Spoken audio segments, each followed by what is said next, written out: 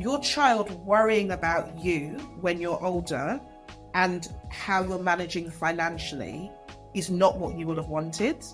But that's the situation that you could find yourself in if you haven't planned as much as you could have, if that makes sense.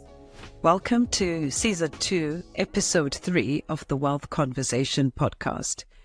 In this episode, I'll be speaking with Funmi Olufunwa, the founder of Hoops Finance. Funmi is passionate about financial education and is on a mission to get the nation talking about money and understanding all aspects of money, whether it's your payslip, pensions, or just how to save. Now, before we get into this episode, I would appreciate it if you'd hit the subscribe button. This means a lot to me and will help me to keep producing this podcast. I'm Funmi. I'm the founder of Hoops Finance, which is a financial education business. In my previous, careers, I've been many things. I've been a financial services lawyer. I've been a mortgage advisor. I've been, and I'm currently also a financial coach. But in terms of what I'm doing full time now, where my passion lies, it's in financial education. So what I do with Hoops is we go into workplaces, we go into training organizations, membership communities, starting to talk to more schools and go into schools, and we deliver financial education workshops. Based on sort of my career to date, I see that there are big gaps in terms of financial knowledge and financial literacy. And my personal mission, is to financially educate the nation and reduce those gaps, because I see such potential in terms of people's finances if that were to happen. That's amazing, Funmi, and kind of in alignment with my mission as well. I love the fact that you're going into schools. I think education is such an important piece of the wealth creation journey. And it's a shame, I feel, that, for some of us, we didn't get that education, or people coming to talk to us about finances and money in general. So I really applaud the work that you do. And I see you've been very, very busy. BBC Radio London. Amazing. Talking to the nation. Well, yeah, like I said, I want to, it's a big ambition, right? It's a big mission. But wherever I can, I want to start having that conversation, because money can be quite a taboo topic and people don't often sort of proactively raise it themselves. Well, not everybody does. I actually find that once somebody does raise it, then people can be quite willing to open up and share themselves. So if no one says anything, just quiet. One person says, oh, I had this. And then someone's like, oh, actually, my uncle has something similar, or I had something similar. And it kind of it's almost like it allows people, gives them permission to have that conversation, whereas they might not have felt the confidence to sort of start the conversation. So I try and talk about it everywhere. So I talk about it on LinkedIn, podcasts like we're having today. And yeah, if I get the opportunity to go on radio and talk about it, then I'm there. The conversation is so important. And I really discovered that a few years ago, that just talking about it creates hopefully a safe space for them to say what they've been going through. And also a sense of, they're not alone. I think that's the biggest fear that a lot of people have, that they're going through whatever it is, whether it's positive or negative, on their own. And sometimes there's shame around either having wealth or the lack of, and people keep that in. And, there's so much, you and I know that these sort of things impact us physically and mentally. Even if you are wealthy and you've got money, but not being able to talk about it can impact you mentally. You also spoke at the Black Girl Finance Festival. Shout out to Selena Flavius. I was there and that was amazing. And yeah, as you say, you deliver workshops to schools, etc. So I'm very, very busy lady. So I'm really grateful that you found time in your diary for me. No problem. It's really interesting to me that, the whole system, if we're talking about just education in general, education system is about teaching young people to read, count, do math, to become the workforce of tomorrow, the leaders of tomorrow, the entrepreneurs of tomorrow. But that basic thing of when you get your first job, this is what will be presented to you. These are the different line items, and this is what they mean. No one thought about maybe just telling people about this. It seems so obvious when you say it. And, you know, it does feel like a very obvious thing to do. I think in many ways, financially educating young people is a very obvious thing to do because it's a life skill. Understanding money, the world of money, how it works, how to open a bank account, what even a bank is. All of these things are things that we can't escape from in this life. You're going to have to deal with it at some point in time. So you're absolutely right. It does seem a bit odd. I guess one thing I would say is there will be some students that will be learning some form of financial education lessons. The problems that I see are a few. So the first one is that not all schools will follow the national curriculum. So, for example, academies don't have to follow the national curriculum. So they might do, but they don't have to. So if you're not following the national curriculum, you could easily not be then providing students with that financial education that falls under the national curriculum. The second thing is that currently, as far as I'm aware, it's not the provision of it, the teaching of it isn't inspected by Ofsted.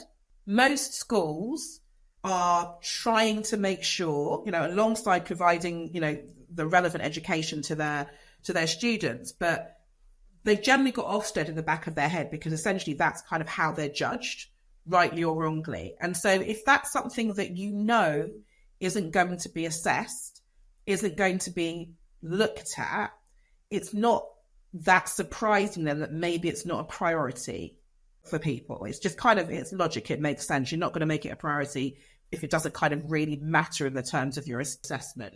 So, and then I guess the third thing then is that because it's on the national curriculum only at secondary school, it's not being taught at primary school. So there is some financial education. I'm not saying that there isn't any. And there are lots of organisations, charitable organisations, for example, that will go into schools and try and sort of plug those gaps, but it's just not yet applied consistently for every student in every school.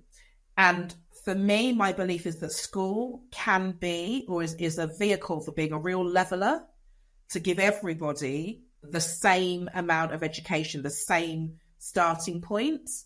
You're so right. It would make such a difference. And I think for underrepresented communities, you know, when it comes to the financial piece, that could potentially be a catalyst for changing the way people feel and think about money and how they make money and the sort of careers that, you know, people even go, whether you're coming from a community that's underrepresented in a certain sector or even just the gender pay gap, for example. I think, sorry, just to interrupt you there, but I think you just hit on something that is so key. And that is a lot of the time you're influenced by the people around you. So if the people around you only do certain types of work, you then see that, you're likely to see that as your norm. You may not think of anything outside of that. And that can be quite restricting in many, many ways, including financially. I shared something earlier on this week. So I'm part of lots of different sort of Facebook groups. And there's a particular money Facebook group. And lots of people were just putting the information in. And then people were asking questions. They were saying, okay, well, did you have to have a degree to do that? Like, what was your process for doing that? How did you progress? So basically, there's just a group of people just helping each other, just sharing information. So the post that was in there this week was this woman saying that when she, at the point that thread happened a year ago, she was earning less than £30,000. Her aim was £30,000 because in her mind, that was the maximum ceiling that she could ever earn, ever. It wasn't possible for her. Because of that thread, because of all of the information that people had shared and how kind and open and honest people had been, she'd taken some action. She was now earning a salary that was double her previous salary. And she said that she can now see that there's so much opportunity out there. So I think it's just a really good example for me that, like I said, it can be a leveler. Everyone's starting from that same basic point, but then everyone also is given the access to information and the potential opportunity, and can kind of understand what opportunities could be out there for you. You know, they do say that even, you know, in the workplace, it's good to share, you know, salaries. And in some workplaces, I find it quite interesting that people won't talk about how much they earn. But, you know, if you're talking about the next generation and succession planning, how can you encourage people to go for certain positions if they don't know how much they're going to earn, right? Really quite frustrates me, I think, particularly when you have job adverts. It either doesn't have a salary at all, or it says something like competitive. And I'm like, that's very unhelpful. I don't know what that means, because that's a very subjective word. And it's quite funny because I saw this meme that said something like, whenever I see job adverts and I see competitive, I'm like, yeah, it's competing with my bills. I still need to know what it is. So yeah, again, I think it's really unhelpful. And again, you know, research has been undertaken, and it shows that when you don't disclose salaries, you can effectively, intentionally or otherwise, but kind of preclude people from potentially applying. Because why would you spend your time and energy completing an application form, going through an application process, to not know what the financial benefit is going to be for you? That's like going into a shop. Imagine if no shops had prices and you went in. Would you spend all your time shopping and then get to the till and be like, fingers crossed I can afford it? Like, you wouldn't. Like, it's really helpful in all walks of life for there to be price transparency. And I think that really should extend to salary transparency, but also, for me, it's like compensation package transparency. So what's the salary, but also what are the benefits? And can we please stop saying statutory? That means nothing to most people, okay? Like, who knows what statutory X is? Most people probably don't. So I really wish employers were just more transparent. That's my transparency rant over. I love it. Sounds like there's an education piece maybe that's required around understanding job adverts. What do they really mean? And I wonder also about translating that into your current situation and your goals for the future, because sometimes we apply for a job just because, not really understanding whether it's going to end up costing us more or, you know, helping us build, you know, the wealth and creating that security that we need. And also kind of clarity on benefits, because I know there's sometimes an equation where your salary may not be that great in your eyes, but then the benefits that come with the salary could outweigh the monetary value, if you see what I mean, because then you're not spending on certain things. And I guess, where would you encourage people to start when it comes to financial education? I think I would say it's tricky, because I think what I like to do is kind of see what people want to start with. So is there one thing that you've always wanted to know about? Or is there one thing that maybe causes a bit of a niggle? If you're like, I literally don't know anything, don't have a particular desire, like, where should I start? I think I would always say start with your income, understanding what that is and understanding what tax is. Once you understand, for example, the employment taxes that you pay, so your income tax and your national insurance contributions that you pay, a lot of people don't necessarily understand that you pay two different types of tax on your employed income. So there's income tax, which we often hear people talking about. But then I believe that we don't often hear people talking about national insurance contributions. So people might think they're paying income tax and they might not actually really understand they're also paying another form of tax. Now, I was having this conversation yesterday and I was saying it's interesting because income tax is called tax, but national insurance is either just called national insurance or national insurance contributions. It's effectively a tax. Why are they called these different names? I was just having the conversation yesterday. It popped up and I was like, I find that quite interesting. It doesn't immediately make you think, oh, that's something I'm paying or necessarily paying. So if you're someone who doesn't look at your payslip, you just might not know that you're paying both of those. But I think it's a great place to start, because if you understand what tax you're paying and what tax bracket you fall in, so what's the top rate of tax you're paying, that then feeds into other things. So, for example, if you've got savings, depending on how much savings you've got, and also depending on what type of tax, income tax you pay, you might have to pay a different amount of tax on your savings, for example. So I think just the fundamental, like, where am I now? What am I earning? What tax band do I fall in? That can then often sort of be the springboard to lots of other conversations. So that's what I would say to start with. And then I guess linked to that, it would be, if you're employed, what benefits does your employer give you?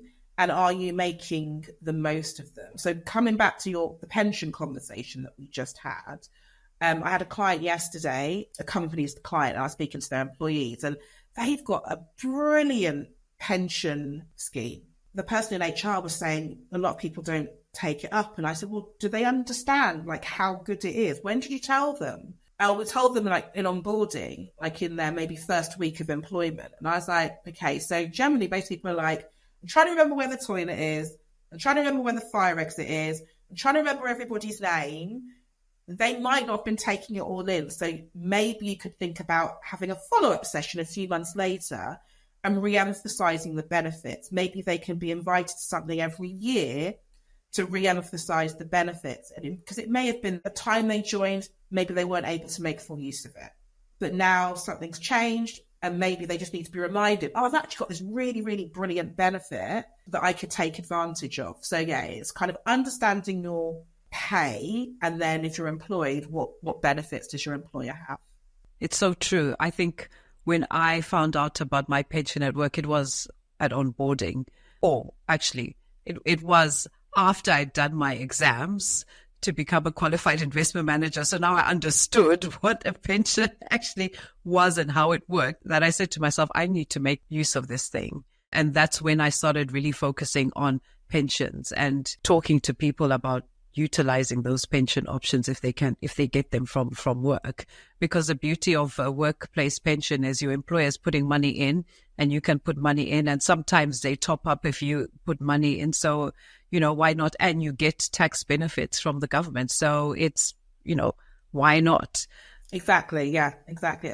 Sometimes it's like a case of, would you rather X now or Y in the future?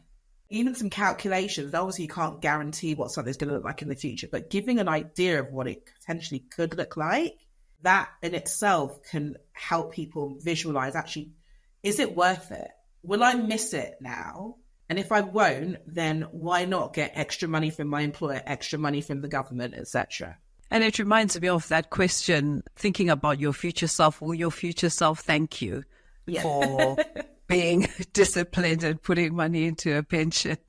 But pensions is a whole nother topic. Another podcast, we don't want to. Isn't it? It is. Somehow I always get drawn into this pension conversation. Now, given that we were both at Black Girl Finance Festival not too long ago, and we're two Black women talking on this podcast, I'm wondering if in your experience you've identified a couple of things that women tend to get wrong when it comes to their finances due to lack of financial education. I guess I wouldn't say get wrong. I will say there's few things that I've seen that impact women more because they are women. So one thing I've seen quite a lot is people who maybe have taken time out, let's say, to start a family, and then you've had the first part of maybe the first 6 months to a year when maybe they've been on maternity leave.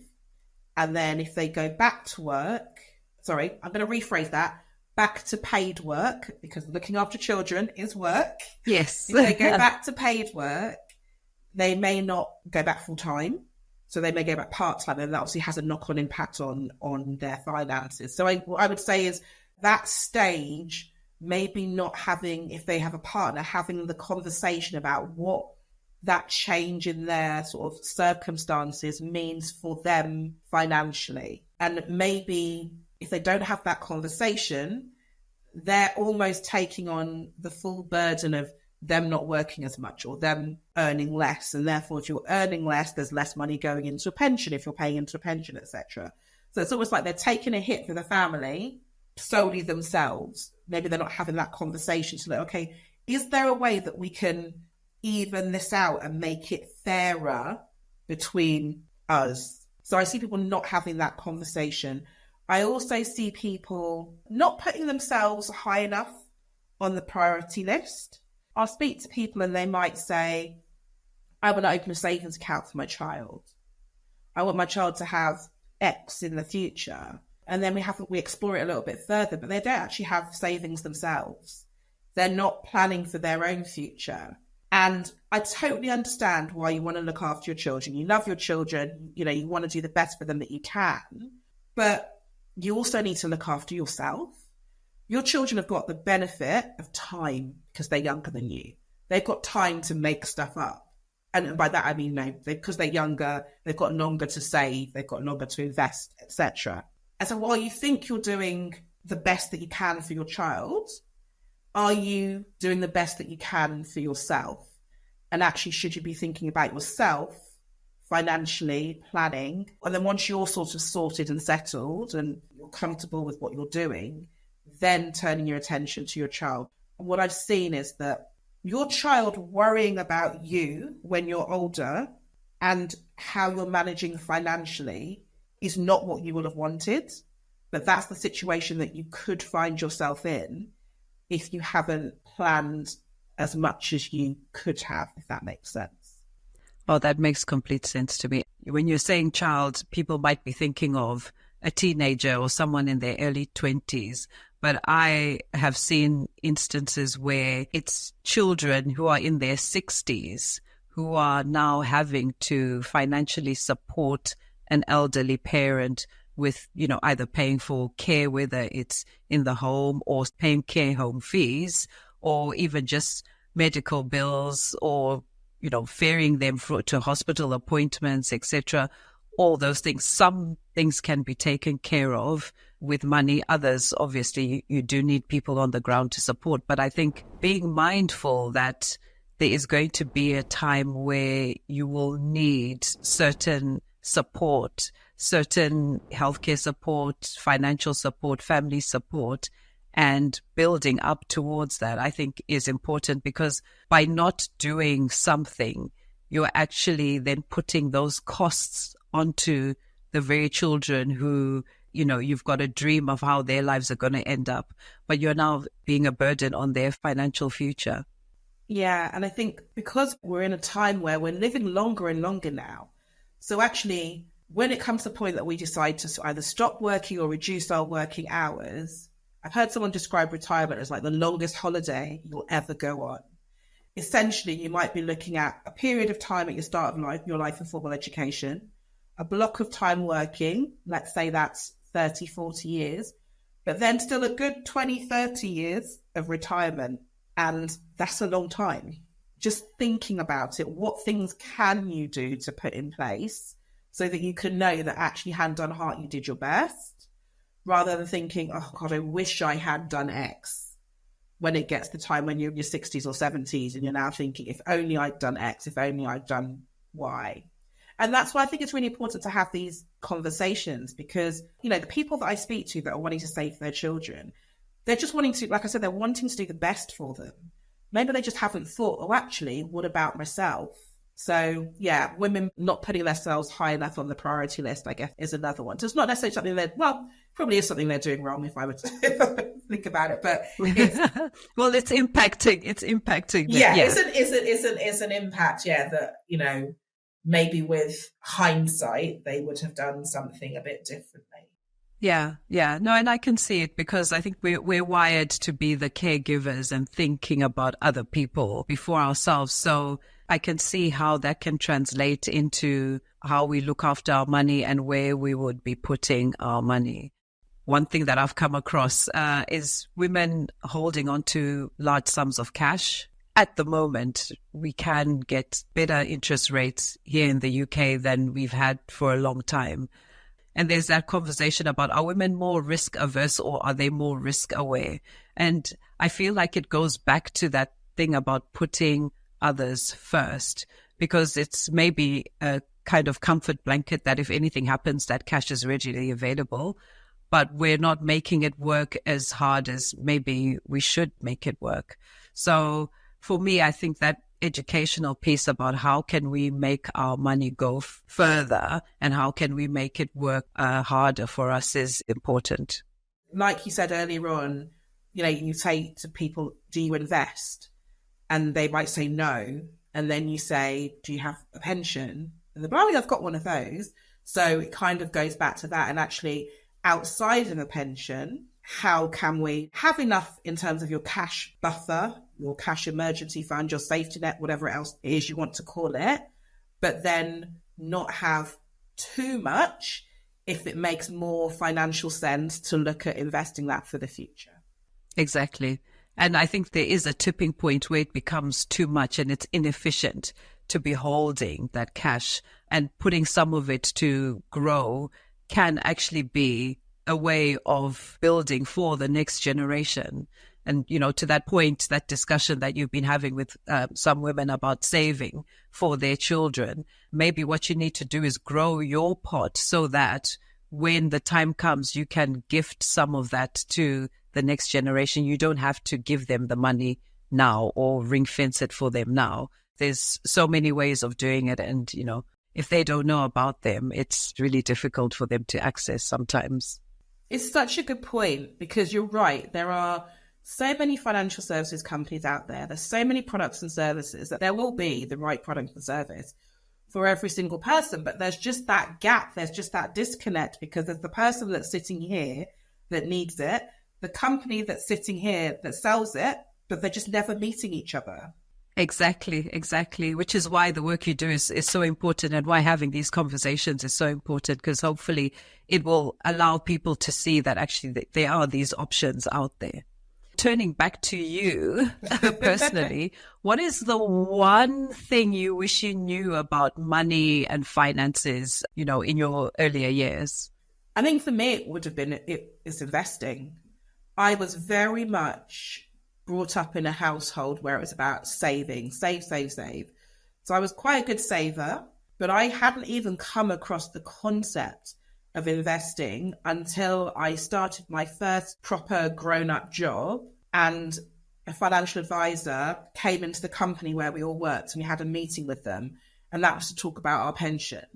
And that was the very first time I kind of came into contact with that concept of investing. Now, that conversation wasn't a great one for me, actually. It's a story that I tell because I didn't really know what they were talking about, and everything sounded really scary. And I honestly thought I'm going to lose all of my money. So when they were talking to me about risk profiles, and it's interesting, should that word risk, in many ways, it has a lot to answer for, I think, because it brings up certain emotions and certain feelings. And it definitely did back in sort of 23, 24-year-old me, that made me think, I don't want to lose all of my money. I'm going to put it in the thing that's the lowest risk. Even though at 23, 24, I was saying, but I don't want it until I'm 65. That was not the right decision for me at that time.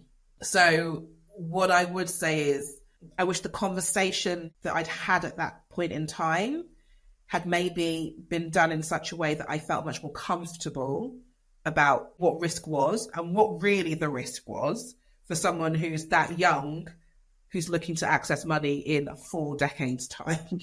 I think that's a big one for a lot of people. The wording around risk and the feeling that the word risk creates in people's minds and bodies is something that we need to talk more about. Show people where, sometimes a risk level is appropriate for them and why. And like you said, when you're younger, you've got the time. When you're older, you're more reliant. It's really more about how reliant you are on that money.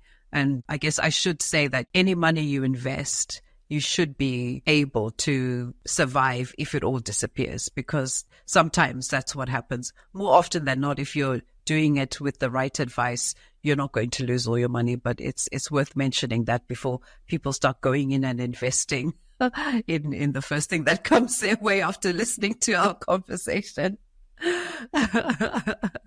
again, just thinking about your younger self and taking us now to where we are today, what are the resources that you've come across or that you use to support your workshops and the people you talk to?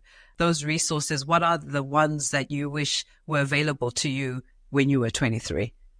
It's a whole range of things. I guess my sort of go-tos that I always go back to, they were available. I just didn't know that they existed. So I use gov.uk quite a lot for information about tax, national insurance, state pensions, child benefit, tax-free childcare, all of those types of things. The information is available on gov.uk. And that's kind of like going straight to the source, isn't it? I listen to a lot of podcasts about money, finance, business. And then also I'm fortunate because I worked in it for however long. So I've kind of got that background as well. So it's kind of a combination of those things, I'd say. And I think now there are a lot of people hosting workshops, festivals. You've mentioned Black Girl Festival. There's a lot of people out there who are in the financial services industry who are now more accessible. I think for a lot of people, they did feel that talking to someone who worked in financial services was something that was out of reach. I think now it's becoming much easier. But I like that you've mentioned gov.uk because I feel it's always important for people to go to the source than trying to get information from third-party websites or people who maybe have read the thing and are kind of presenting it in a different way. Yeah, I think that's such a good point, actually. So I think maybe subconsciously that might be one of the reasons why I always say go to gov.uk. And I always, if I'm posting anything on social media, I always quote my source because I want that confidence that if in 6 months' time someone comes back and says, you asked me a question about it, I'll be like, well, I've got it from gov.uk. I take screenshots and stuff. So I've got records of everything. I think this is the lawyer in me. Must evidence everything. Exactly. There must be an audit trail. But yeah, I think it's really important. And actually, if you're not watching this, I'm doing those quotation mark things, but normal people who work in finance, who talk about finance, I think is so important. When I was much younger, like I said, my first experience with like a finance professional was that financial advisor who I talked to about pensions. A lovely man, but in no way, shape or form relatable to me. And I think it's really important. There is an element of relatability. Now, I'm not saying that means that you can't go and see a financial advisor who is a different gender, a different race, etc. to you. I'm not saying that at all. But for a lot of people, I think they do want to have some sort of affinity with the person that they are speaking to, watching, listening to, etc. So I think it's really, really important that in the financial services industry, we as professionals are out there showing people we're just normal people. We just happen to do finance. I watch reality TV, love things like Married at First Sight. I'm going to take that in concert on Tuesday. I'm just a normal person who does all the normal things, has a normal home life. I just happen to have a profession, to have a career in financial services. That is such a good point. I mean, one of the reasons why I started the Wealth Conversation was to literally have conversations with people about wealth. I found it so difficult to have normal conversations about money with anyone, even family members, because they knew I was qualified. They knew I was working in financial services. And I got the sense that they thought if they talked to me about their money situation, I'd be judging them. And I think as human beings, we have this thing that comes into our mind that if someone is qualified or have been in a position longer than us, they're way up there. So little old me can't have a conversation with them. But I think you, me, and a lot of other people in the industry are putting ourselves out there now and saying, hey, come and talk to us. We are, as you've said, very normal people. We fight with our husbands and partners. We have disagreements about money. Exactly. and that is such a good point, right? Because I also think that people think you've got it all together or you've always had it all together. I did not contribute to my pension for 5 years because of a mistake. Okay, so I missed out on 5 years of my contributions, 5 years of my employer, 5 years of tax relief because that was a time when I was much younger and I didn't check my pay slips. So I've messed up. And I don't know whether maybe that's part of what drives me to kind of try and want people to have these conversations. Like people mess up. I messed up, but now I know better. And now I won't ever do that again. So, we're just the same as everybody else. We just we've had an advantage because we've spent, our lives working in this area. I can't fix the car. I'm not a mechanic. I don't think anyone would expect me to. So why would anyone expect you to just know about the whole of the financial services industry if you've not worked in it? And you've touched on a very good point, Funmi, or it's triggered something in my head that I've been thinking about for a very long time. And this actually came to light for me when I was dealing with my daughter. She had just gone to university. She'd come back in her first year and she was acting very weird when she came back home. After kind of talking to her a bit, I said to her, let me see your bank statement, and discovered that she had got a credit card and an overdraft. So she was now living in her overdraft, stuff that I had gone through many years ago. But I was so confused because I was having conversations with her before she went to university, and I was telling her, do not get a credit card. Do not get an overdraft. When you go to the bank, they'll set you up with a bank account and they'll probably offer you an overdraft. Don't do it. And she went and did those very things. What I realized now with that situation in front of me was I never actually told her or explained what she should do if she did get the credit card or the overdraft. And I think that's one piece that's missing in financial education. What do you do when things go wrong? You're told what not to do, but things happen, right? So what do you do when things go wrong? And it's a very important conversation I think people should be having.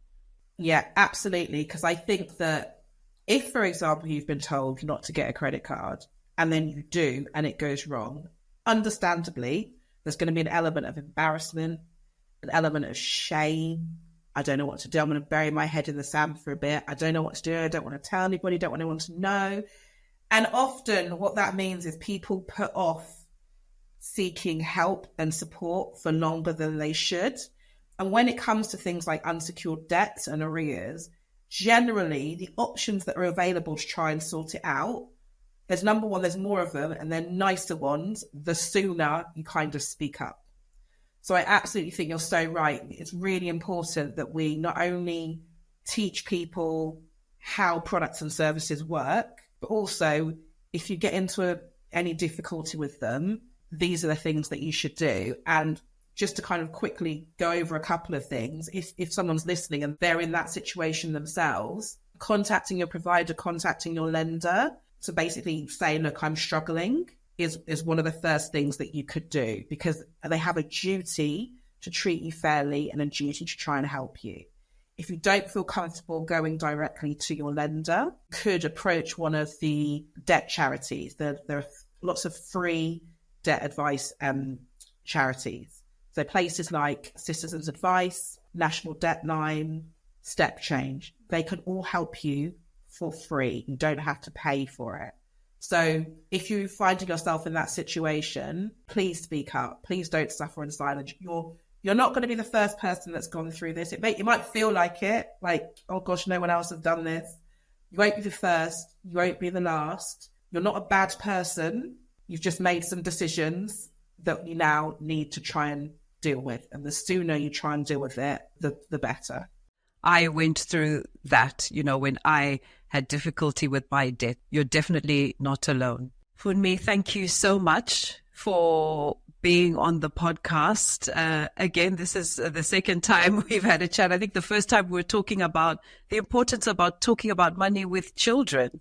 Yeah, we were. And I remember recording it. I recorded it at my parents' house because my daughter at that point, because a few years ago now, wasn't it? My daughter was very, very young.